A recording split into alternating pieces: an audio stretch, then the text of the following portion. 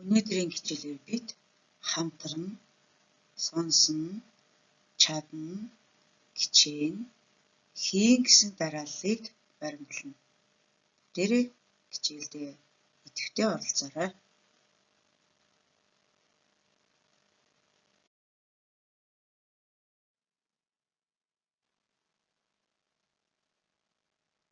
Гэрийн даалгавраа шалгаж үнэлцгээе. Дараах өгүүлбэртэй бодлогын өгөгдлийг нь сайн ойлгоод бодлогоо бодоорой.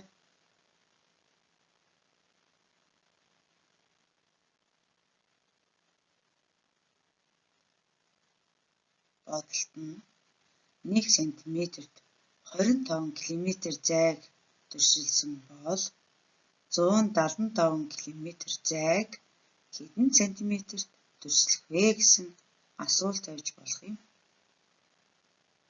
Тэгвэл 175 км-ийг 25 км-т хуваагаад 7 см-т багтаан туршилнэ гэсэн бодлогын хариу гарах юм байна.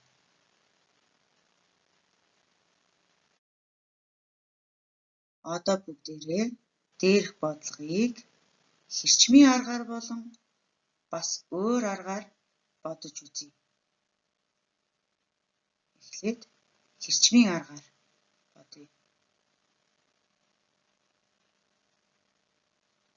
1 см-т 25 км-ийг багтаасан бол 175 км хэдэн сантиметрт багтах вэ гэсэн хэрчмийн аргаар бодож болох юм байна. Өөр энэ бодлогыг пропорцийн арга болон хавцааны аргаар бодож болох юм байна. 1 см-т 25 км багтдаг бол 175 км хэдэн сантиметрт багтах вэ? Пропорцийн аргаар бодохдоо километр, километр дор, сантиметр, сантиметрийн дор бичигдэнэ. Өөрөөр хэлбэл ижил нэртэй ижил нэрийн дор бичигдэнэ гэсэн үг. За, пропорц зохиовол 1 см-т 25 км багтдаг бол 175 км хэдэн сантиметрт багтах вэ гэсэн бодлогыг бид эсрэгээр нь бодох юм. Пропорцийн аргаар хариу нь 7 см.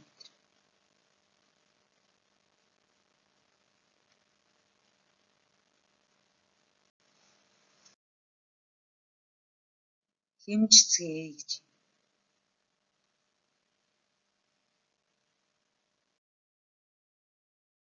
Дараах бодлогын өгөгдлийг нь сайтар ойлгоод бодлогыг бодцгоё. Туулай Т.5 м өсөрдөг.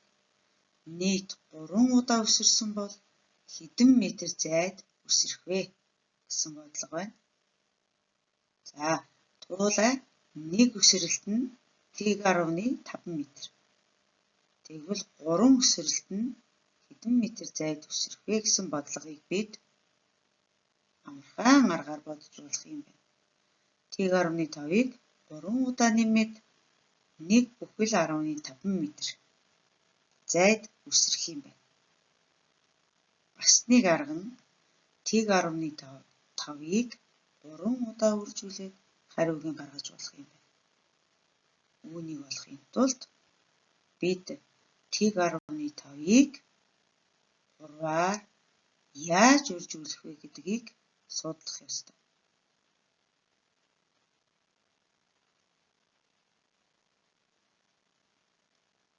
За, бүгдээрээ дэвтэр дээрээ 10-ийн бутархайг бүхэл тоогоор үржүүлэх гэсэн гарчиг тавиарай.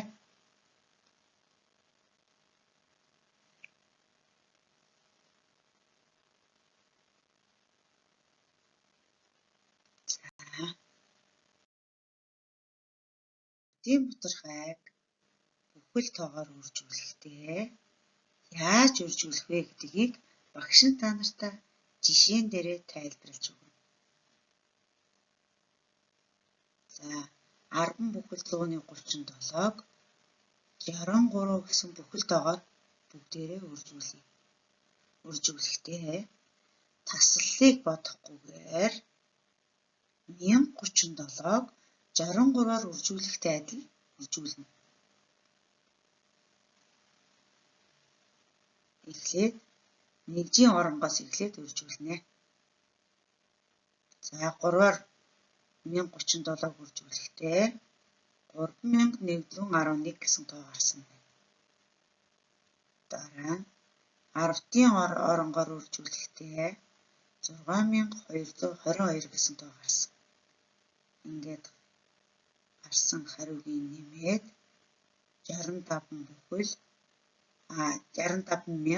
65331 гэсэн тоо гарсан байна бүгдд.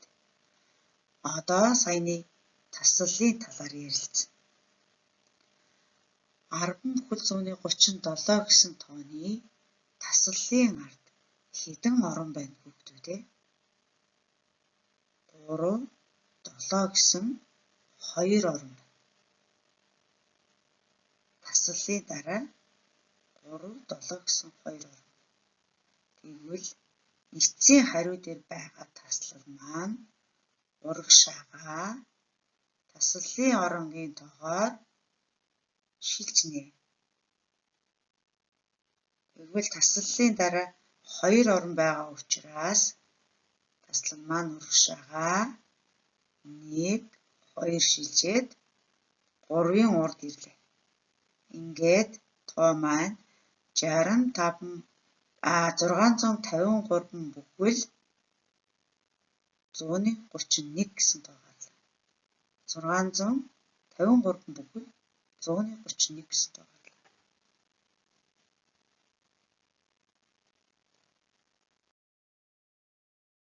Тэгвэл түрүүний бодлогон дээрээ бүгдээрээ эргээд оръё.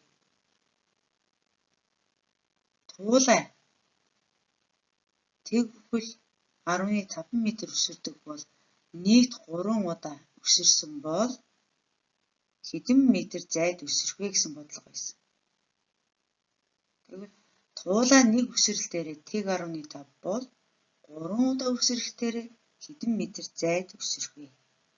Үүнийг бид нэмэх аргаар хялбархан бодож ирсэн. Тэгвэл үржих аргаар тэг 15-ыг 3-аар үржүүлээд 1 бүхэл 15. Таслалын ард 1 орон байгаа учраас урагшаага 1 орон шилжсэн. 1.5.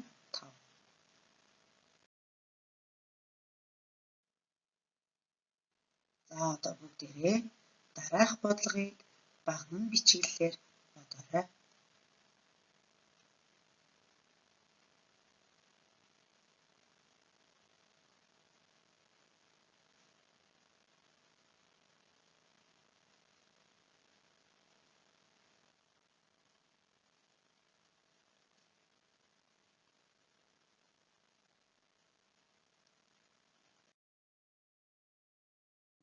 Номтой ажиллая. Номон дээр байгаа дараах бодлогуудыг бодно. Номны хуудас 80, 408-аас 412 хүртэл бие дааж бодоорой.